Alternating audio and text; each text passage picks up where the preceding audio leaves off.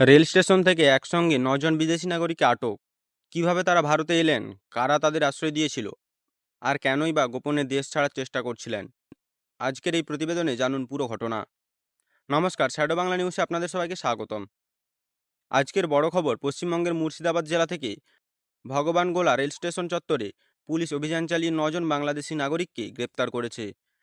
ঘটনাটি ঘিরে শুরু হয়েছে বিস্তৃত তদন্ত।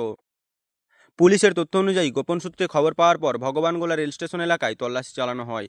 সেখানে কয়েকজন সন্দেহভাজন ব্যক্তিকে আটক করে জিজ্ঞাসাবাদ করা হলে তদন্তে তারা বাংলাদেশি নাগরিক বলে প্রাথমিকভাবে শনাক্ত হন।